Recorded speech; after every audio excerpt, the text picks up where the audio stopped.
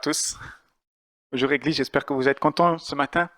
On a passé un bon moment dans la présence de Dieu. Amen. On va continuer notre série sur la foi. On est dans une série pour le moment où on regarde, on essaie de découvrir c'est quoi la foi. Comment appliquer la foi au quotidien. Et on a vu la semaine passée, pour faire un petit sommaire de la semaine passée, voilà. On a vu la semaine passée, on a parlé de l'influence de la foi, de la parole de Dieu dans notre vie.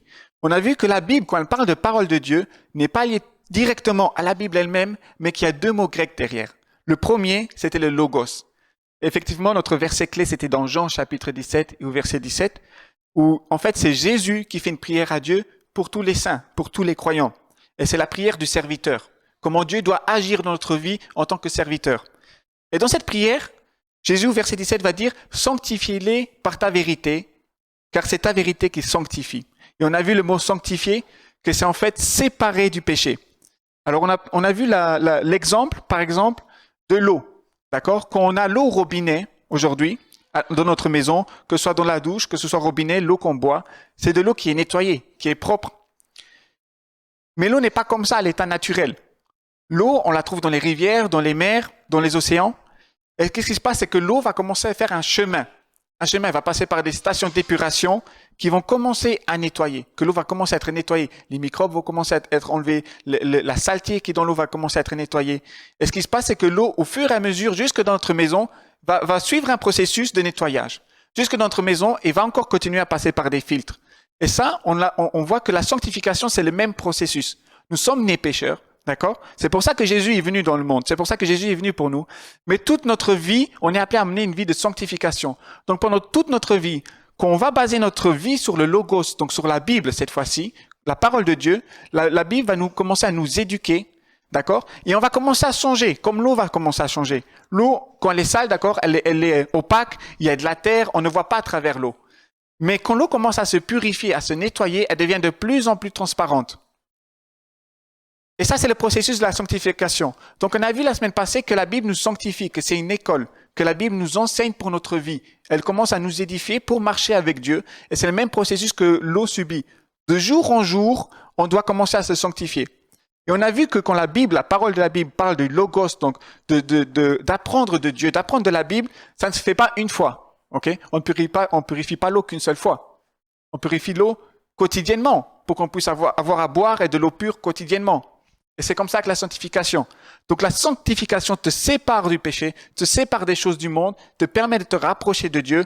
Mais en fait, ce que la sanctification fait, t'éduque selon le chemin de Dieu, selon la volonté de Dieu, selon la Bible. Et puis nous avons vu aussi la parole de Dieu. Quand la Bible parle aussi de parole de Dieu, ce n'est pas juste la Bible, mais nous avons vu le deuxième mot grec qui est le rhéma. Alors c'est quoi le rhéma? Le rhéma, c'est une révélation de Dieu.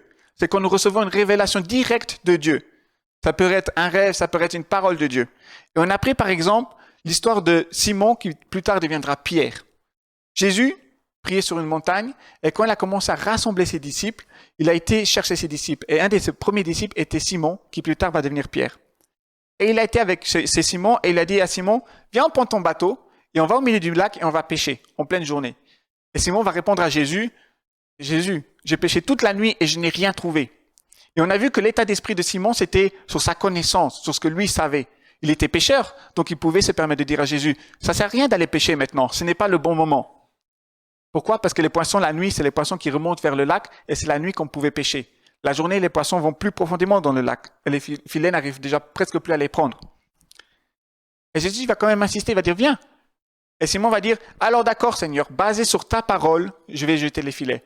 Et si basé sur ta parole, c'est pas basé sur la parole biblique aujourd'hui qu'on peut entendre, mais c'est basé sur la révélation, sur une révélation que Dieu a donnée à Simon sur le moment même. Et en tant que chrétien, des fois, on a besoin de ce genre de révélation dans notre vie. Quand on est dans une certaine situation, on demande Dieu, Dieu montre-moi le chemin. Et c'est de cette parole que nous avons besoin, du rhéma. Simon va le faire, il va dire, basé sur ta parole, sur ta révélation, je vais jeter les filets. Ce qui va se passer, c'est que Simon va récolter des poissons. C'était pas le bon moment. Simon avait la connaissance. Mais il a décidé de mettre tout à part pour se baser sur la parole de Dieu, sur une révélation. La seule chose qui lui a servi pour réaliser cela, c'est l'obéissance. L'obéissance va servir à Simon, justement, d'écouter Jésus et de pêcher les poissons. Et aujourd'hui, on va commencer à rentrer plus dans ce thème. On a parlé de la parole Réma et on veut tous vivre ce Réma, n'est-ce pas? On veut tous avoir une fois un rêve pour quelqu'un, une prophétie pour quelqu'un, ou même pour soi-même, pour notre propre vie. Qu'est-ce qu'on doit faire? Où est-ce qu'on doit marcher? C'est quoi? Qu'est-ce que Dieu s'attend de nous? Et aujourd'hui, on va commencer à rentrer dans le discernement de la voix de Dieu.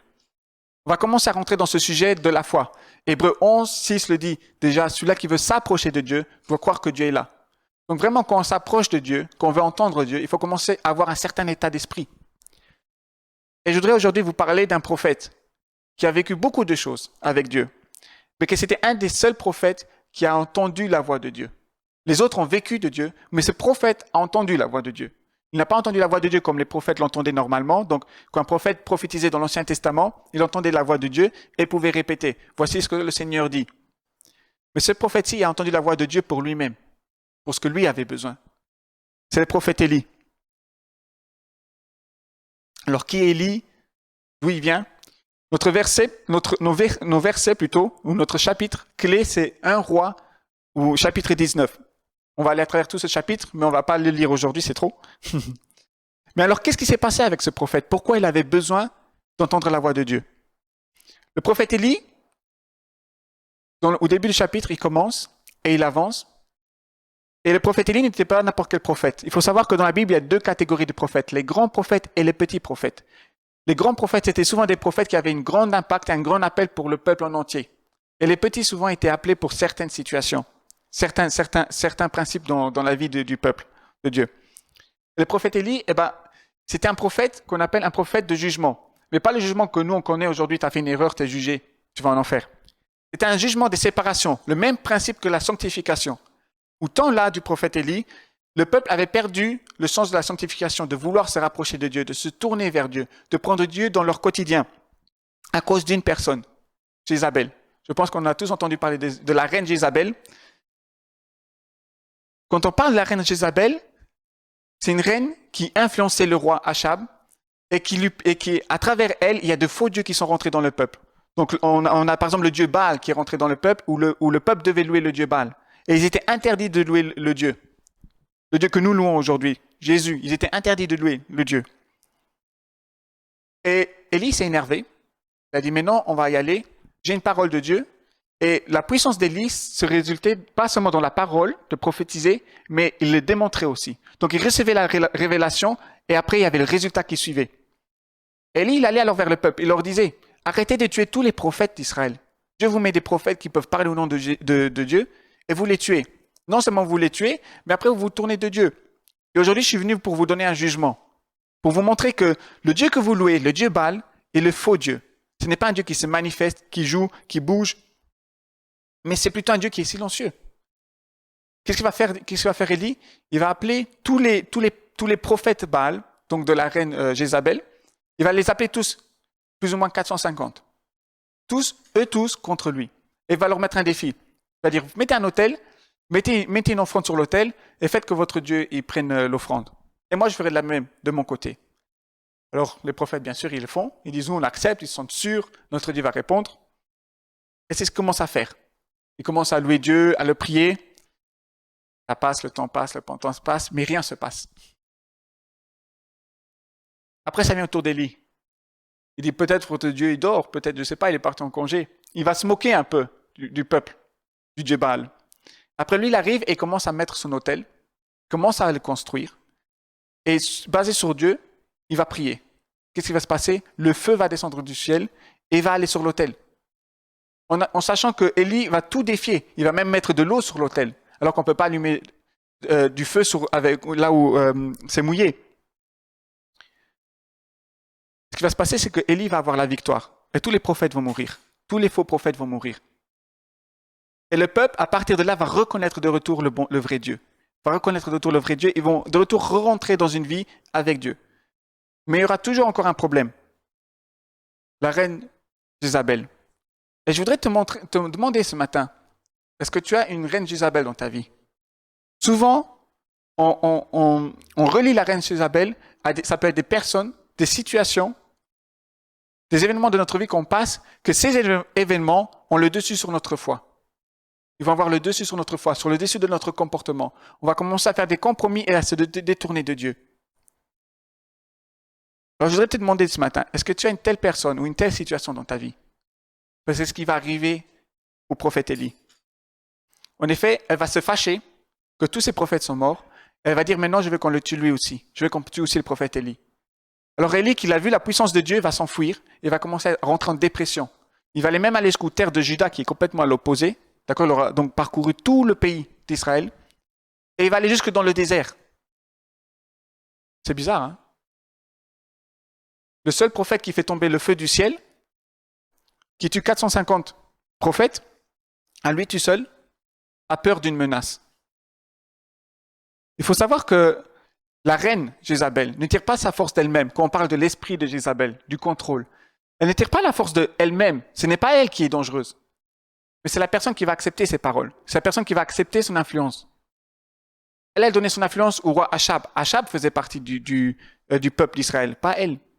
C'était le roi qui était dangereux. Parce que le roi pourrait alors ordonner au peuple de tuer le prophète. Et si le prophète Élie devait aller contre le roi, qu'est-ce qui se passerait?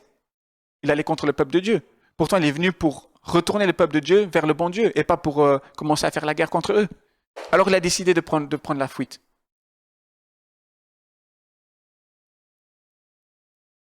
Mais c'est à partir de là que le prophète Élie va commencer à s'approcher de Dieu.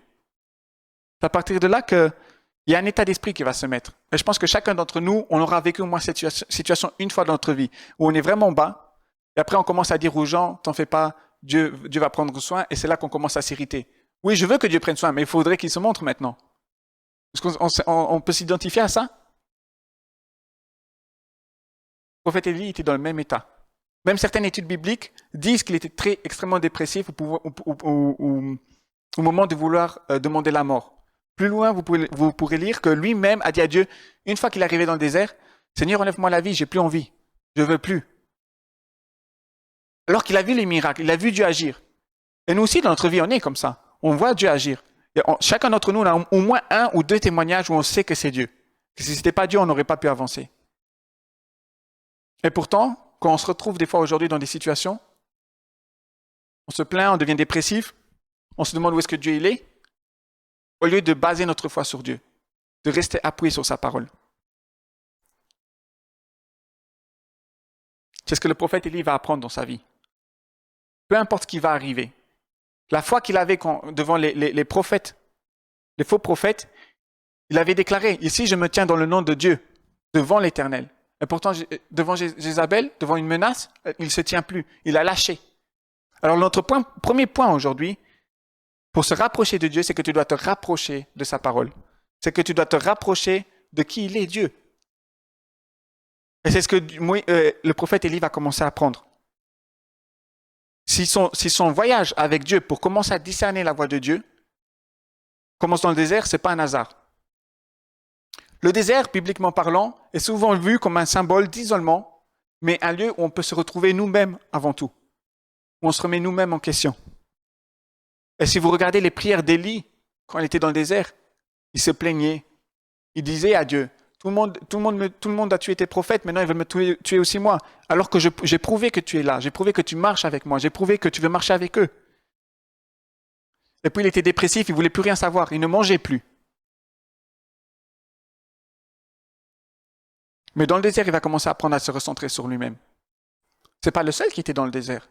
Moïse était dans le désert. Quand il s'est enfui d'Égypte, et après qu'on a dû guider le peuple dans l'Égypte. Dans le désert, tu apprends à te reposer sur Dieu. Ce n'est pas Moïse le seul qui a été dans le désert. Il y a un dernier passage, on voit encore une dernière personne dans le désert. Jésus, quand il a fait les 40 jours de jeûne, il était dans le désert. Il était avec Dieu, avec le Saint-Esprit. Et ça n'a pas empêché l'ennemi à l'attaquer, à le tenter. Mais c'est aussi dans le désert que tu vas vivre la première manifestation de Dieu. Même si Élie était contre, même si son état d'esprit n'était pas favorable pour écouter Dieu, ne voulait pas écouter Dieu, Dieu s'est quand même manifesté. Parce que ce qui est important, c'est que tu te retrouves toi-même dans un lieu avec Dieu. Et que tu lui demandes, même si tu te plains, c'est important que, même si tu fais comme Élie, que tu te plains, c'est important que tu sortes ton cœur. Tu pourras lire plus tard, à partir des versets 5 à 6, 7, qu'en fait Dieu envoyait à chaque fois un ange et lui donnait une manne à manger, il lui donnait du pain et de l'eau à manger. dans le désert. Il ne laissait pas Élie comme ça, dépressif, et la mort venir. Il lui donnait à manger. Et il lui disait, maintenant commence à manger, parce que tu en auras besoin, ça doit te donner de la force pour aller jusqu'à la montagne d'Horeb. La montagne d'Horeb est souvent connue comme la montagne où tu rencontres Dieu. Moïse lui-même était sur la montagne d'Horeb. Quand Moïse a reçu les 10 lois, les 10 commandements, quand il était en présence de Dieu, et c'était la montagne d'Horeb. Et maintenant, c'était au tour d'Élie d'aller sur cette montagne, d'aller sur la rencontre de Dieu. Dans l'Ancien Testament, Dieu souvent se manifestait sur la montagne d'Horeb. C'était le lieu de rencontre là où on pouvait rencontrer Dieu. Le Nouveau Testament nous dit que tu dois t'enfermer dans ta chambre. Et c'est là que tu vas te rencontrer avec Dieu. Et c'est pas pour rien que la Bible dit que tu dois fermer la porte. Parce que dans la mentalité biblique, quand tu fermes la porte, ça veut dire que tu vas empêcher toute distraction. Peu importe si c'est tes pensées ne sont pas une distraction. Ton cœur n'est pas une distraction. Mais il faut comprendre le côté culturel, c'est que les maisons, tout le monde avait accès dans tous les étages et dans toutes les chambres. Alors qu'est-ce qu'ils faisaient? Ils fermaient la porte pour dire, ici il y a quelqu'un pour quelque chose de très important. Il ne faut pas déranger. Et c'est pour ça, si tu veux te retrouver avec Dieu, rentre dans cette chambre, rentre dans ta chambre et ferme la porte. Ferme ton téléphone, ton internet. Mets-toi de la musique de louange. Mais c'est par là que tu commences à rentrer dans la présence de Dieu. La nourriture que Dieu a donnée à Élie n'est pas n'importe quelle nourriture. Nous pourrons lire dans Matthieu, au chapitre 4 et au verset 4.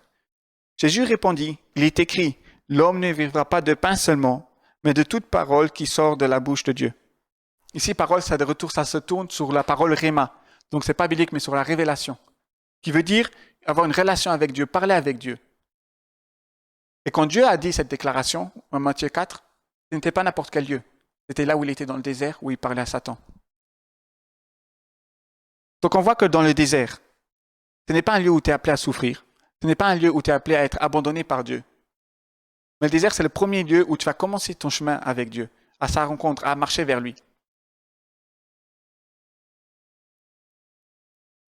Un simple exemple. Comme moi, et avant qu'on aille à l'école biblique, à la base, je ne voulais pas vraiment servir complètement Dieu. J'ai dit, Dieu, moi, j'aime te servir à l'église. Mais au fur et à mesure que j'ai développé ma relation avec Dieu, j'ai demandé à Dieu, qu'est-ce que je peux faire de plus? Et donc, tous les soirs, j'allais dans ma chambre et je commençais à prier Dieu. Et ce n'était pas des prières comme on pouvait s'imaginer, d'accord? J'avais aussi cette image, se mettre à genoux, et faire des prières religieuses. Non, je prie normalement. Comme je parle avec Dieu, comme je parle avec vous, je parle avec Dieu. Et c'est dans ces moments intimes-là que Dieu m'a dit, maintenant il est temps de partir à l'école biblique. Ou c'est dans ces moments intimes-là que Dieu m'a donné une vision pour une personne. Ou après je vais chez la personne et je lui donne la parole, j'ai ressenti ça, est-ce que ça te parle? Et c'était juste. Mais c'est dans les moments-là que j'ai vécu Dieu, quand j'ai fermé ma porte. Et quand j'ai dit maintenant je parle avec une personne importante. Deuxième point, pourquoi on a parlé d'état d'esprit? Moïse était fini, il était détruit. Mais il avait toujours cette foi. Qu'est-ce qu'il nous montre? C'est qu'il commençait à prier et il s'attendait à ce que Dieu lui parle.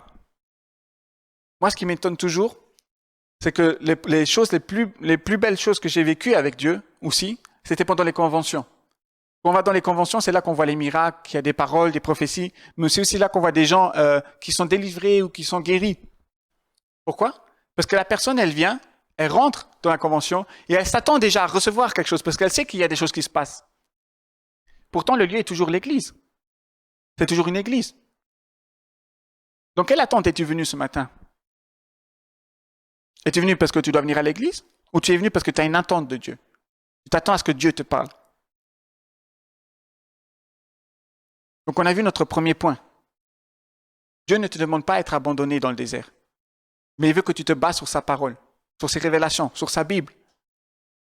Que tu te nourrisses, comme Jésus l'a commandé, que l'homme ne va pas se nourrir seulement de pain physique, mais de pain aussi de la parole de Dieu. Élie avait besoin de cette parole de Dieu pour arriver jusqu'à la montagne d'Horeb, à la montagne où il pourra rencontrer Dieu. L'ange lui dira, c'est pour te donner la force pour que tu arrives jusque-là.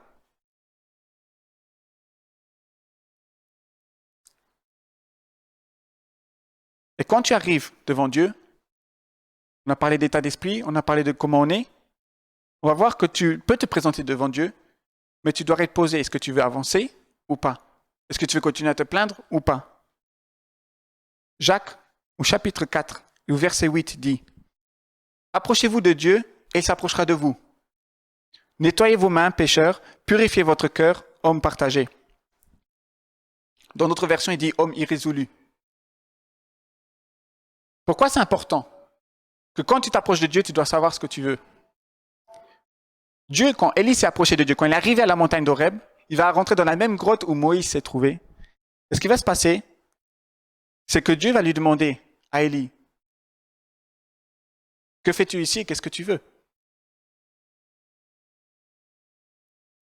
Quand tu t'approches devant Dieu, quand tu commences à prier Dieu, est-ce que tu fais que te plaindre sans aucun sujet? Est-ce que tu sais ce que tu veux en fait? De quoi tu t'attends exactement de Dieu? Jésus lui-même, quand il a été prié pour les malades, qu'est-ce qu'il disait? Qu'est-ce que vous voulez? Qu'est-ce que tu veux? Est-ce que tu veux ta guérison ou tu veux quelque chose d'autre? Ça paraît anodin. Je veux dire, si tu vas prier pour une personne qui est handicapée, par exemple, qui est en chaise roulante, tu vas pas lui demander qu'est-ce que tu veux. Mais Jésus l'a quand même fait. Et Dieu l'a fait avec Élie. Quand tu vas commencer à rentrer dans la présence de Dieu, sache ce que tu veux savoir. Ici, quand il est écrit dans Jacques, au chapitre 4 et au verset 8, « Approchez-vous de Dieu et il s'approchera de vous ». Ce qui est beau, c'est que Jacques veut encourager les croyants. Et il dit déjà, tu peux de toute façon, dans n'importe quel état, tu peux t'approcher de Dieu. Mais il va commencer à dire, nettoyez vos mains.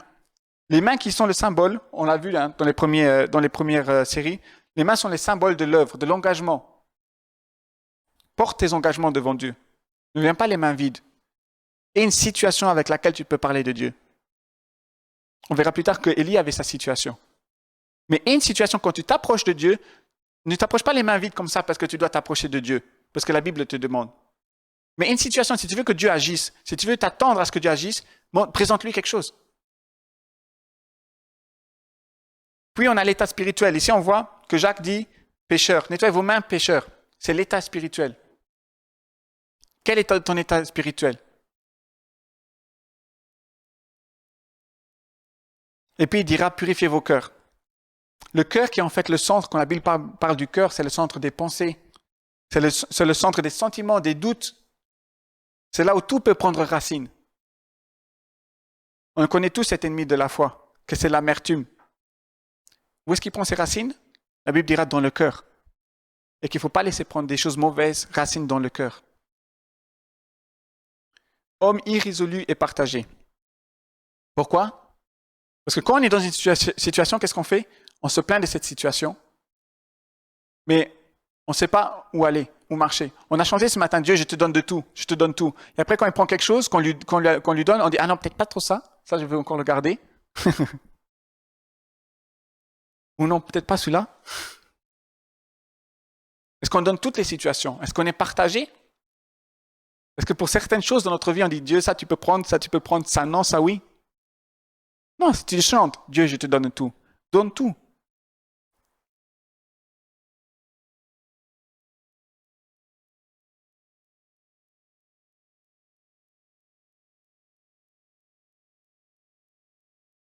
Tu veux apprendre? Tu veux commencer à rentrer dans la présence de Dieu? Ne viens pas les mains vides. Remets-toi en question simplement, avec une situation précise. Ne prie pas sur tout et rien, mais viens avec une situation précise.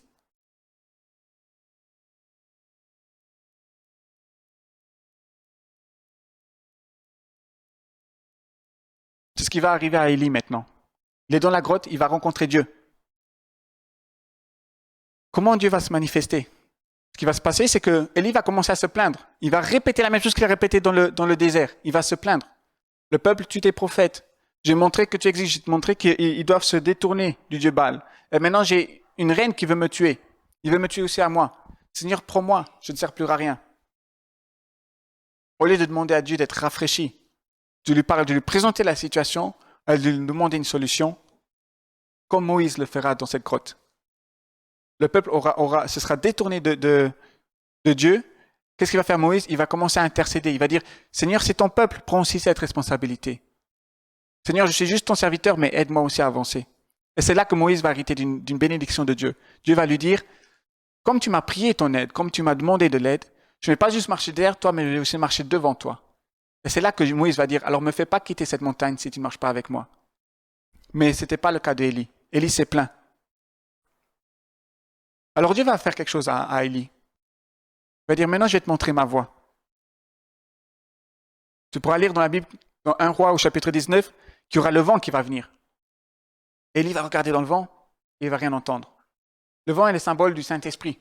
Dans la Genèse, dans le Nouveau Testament, Jésus lui-même dira, on ne sait pas d'où vient le vent et on ne sait pas où est-ce qu'il va. C'est le symbole du Saint-Esprit. Mais après, il y aura aussi le feu, le tremblement de terre et les tempêtes. Le feu, pourquoi le feu? Élie a fait tomber le feu du ciel. Ça représente la puissance de Dieu. Mais ça représente aussi le Saint-Esprit, la guidance de Dieu. Nous avons aussi le feu dans Actes des Apôtres, dans le baptême du Saint-Esprit. C'est une caractéristique du feu.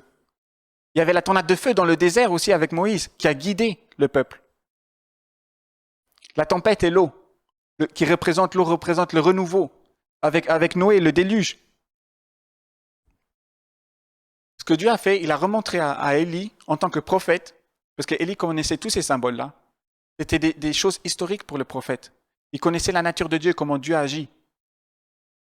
Alors quand tu rentres dans la présence de Dieu, Dieu souvent il va commencer à te rappeler certaines pensées, certaines situations que tu as vécues avec Dieu. C'est ce qu'il a fait avec Élie. Mais après ça vient la voix de Dieu. C'était une voix qui murmure, qui était douce et qui murmure. Une voix calme qui a commencé à parler à Élie. Qu'est-ce que tu veux, encore une fois? Dieu va lui reposer une deuxième fois la question. Qu'est-ce que tu veux? Premier prophète qui va entendre la voix de Dieu. Ce n'est pas une voix de puissance, comme nous le voyons. Ce n'est pas une voix qui fait trembler la terre. Ça, ce sont des démonstrations de la nature de Dieu. Comment les prophètes ont vécu Dieu. Mais Élie va entendre une voix douce et calme, attentif. Tu es devant moi, qu'est-ce que tu veux? Et cette fois-ci, Élie n'aura toujours pas appris. Et cette fois-ci, au lieu de blâmer le peuple, il va commencer à mettre je, moi. Est-ce que nous nous prions aussi comme ça? Seigneur, donne-moi. Seigneur, je veux. Je dis ça pour vous, je dis ça aussi pour moi.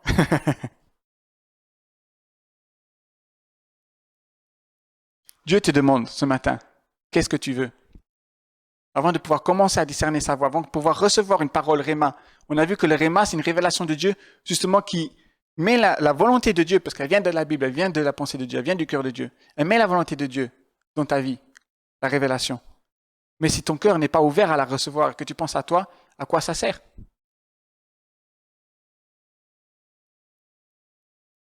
Imaginez, je dois aller travailler, le patron me dit, Francesco, est-ce que tu peux venir demain? Tu peux venir demain m'aider? Oui, alors je viendrai t'aider peut-être. Ça ne fait pas de sens. Elle dit, bon, tu vas venir ou tu vas pas venir? C'est la même chose avec Dieu. Qu'est-ce que tu veux quand tu rentres dans la présence de Dieu?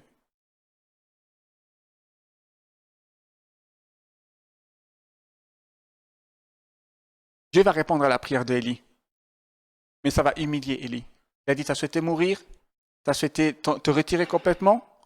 Alors c'est ce qu'on va faire. Et c'est à partir de là que Élie va recevoir un disciple qui va s'appeler Élisée et qui va l'accompagner, qui va apprendre le ministère. Et Élisée va recevoir 4 fois plus d'onction que Élie. Mais Élie était vexé.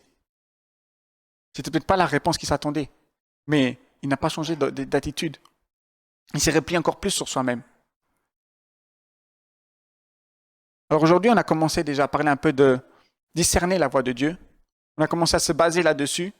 Aujourd'hui, c'était un peu plus l'introduction sur ton état spirituel, quand tu rentres dans la présence de Dieu. On a vu que la sanctification commence à t'édifier, à te construire devant Dieu. C'est ce que Élie a fait quand il s'est battu contre les faux prophètes. Mais après, il a oublié un peu ce que Dieu était capable devant Jézabel. Alors ce matin, je voudrais t'encourager à recevoir. Je voudrais t'encourager à reconnaître qui est Jézabel dans ta vie. Et tu as une Jézabel. Pour grandir, pour marcher avec Dieu, pour entrer dans sa présence, des fois il y a certaines barrières qui doivent être brisées. Reconnais qui est Jézabel dans ta vie. Et après, ne présente pas la situation devant Dieu. Tu peux la présenter, Dieu la connaît. Mais ne ferme pas ton cœur. Ne sois pas comme Élie. moi je ne veux plus, j'en ai marre. Mais commence à demander à Dieu, faire comme Moïse, à intercéder et à demander quelle est la solution. Aide-moi à marcher avec toi. Élie a expérimenté Dieu qui marche avec lui, mais il ne l'a pas redemandé. Sois comme Moïse dans le désert. Sois comme Jésus, suis le conseil de Jésus, que l'homme ne se nourrira pas juste de pain, mais aussi de paroles de Dieu. Va dans ta chambre, ferme la porte. Va avec une attente de rencontrer Dieu. Tout commence avec ton attente. La foi se base sur les attentes. Hébreux 11.1. Ne va pas prier juste parce que tu dois prier en tant que bon chrétien, mais si tu veux commencer à avoir des relations, va avec une attente. Sois une foi qui est dirigée vers Dieu, sur une situation et présente-la à Dieu. Amen. Donc je voudrais vraiment t'encourager ce matin qu'à partir d'aujourd'hui, quand tu rentres dans la présence de Dieu, aie une attente. Aie une attente. Attends-toi simplement à ce que Dieu réponde, à ce que Dieu te parle. Le dernier point. Les événements que Dieu a montrés à Élie, c'était des événements qui sont passés dans toute l'histoire que Élie lui-même a vécu. Avec tous les prophètes ont vécu ces événements. Le feu, les tremblements de terre, le vent, comment Dieu agissait. Ne regarde pas les témoignages de ton frère ou de ta sœur. Ne regarde pas les témoignages d'une autre personne que tu suis. Parce que comment Dieu était avec eux ne sera pas de la même manière qu'avec toi. Élie sera le seul prophète qui va entendre la voix de Dieu. Murmurer, calme, la vraie voix, la vraie personne de Dieu. Dieu a fait connaître une nouvelle chose dans la vie d'Élie. Et plus aucun autre prophète va entendre cette voix murmurer. D'accord? Alors attends-toi à ce que Dieu agisse d'une manière un peu plus unique avec toi qu'avec les autres. Dieu ne va pas agir de la même manière avec toi que comme il agit avec les autres. Dieu n'agit pas de la même manière avec moi que comme il agit avec toi. Alors enferme-toi dans ta chambre. Prends du temps avec Dieu et commence à rentrer dans sa présence. Pas les mains vides. Tu peux rentrer dépressif si vraiment tu n'arrives pas autrement. Mais surtout, tu dois présenter ton cœur. Et c'est à partir de là que les paroles Réma vont commencer à venir. Et pour conclure, nous avons vu aussi la semaine passée que le Logos, nous avons vu les temps. La sanctification se fait dans le Logos, dans le temps du Logos. Quand la Bible parle de temps, elle parle du Logos, c'est le temps quotidien, et du Kairos, c'est des temps où Dieu va se manifester. Et souvent, les deux sont très étroits. Et nous avons vu que la sanctification nous édifie, et quand on a besoin d'une parole de Dieu, notre temps de Logos va devenir un Kairos. C'est là où Dieu va commencer à parler. Et le seul critère pour vivre ces moments-là, c'est cette foi, c'est cette attente. Tous les jours, tu te construis, mais à un moment donné ou un autre, Dieu va te parler. Aujourd'hui, tu peux prier pour le sujet. Demain, tu repries pour le même sujet. Et peut-être pendant une semaine, tu n'auras aucune réponse. Mais tu peux être sûr que la semaine d'après, tu continues à prier pour ce sujet, mais Dieu va te répondre. Et cela vient de cette parabole que Jésus dira. Il va parler d'une parabole d'une femme qui est au tribunal. Et elle va toujours insister. Et le juge ne voulait pas lui donner raison. Mais cette femme va aller tous les jours avec le même sujet devant le juge. Elle va toujours le présenter tous les jours. J'ai pas eu ma justice. Tu dois me donner justice. À la fin, le juge va dire, OK, tu étais persévérante. Maintenant, tu es tous les jours là. Je vais te donner justice. Alors qu'au début, le juge ne voulait pas lui donner justice. Le juge représente des fois Dieu. La personne qui tient position pour tes affaires. Présente-lui alors tous les jours tes situations. Sois béni. Amen.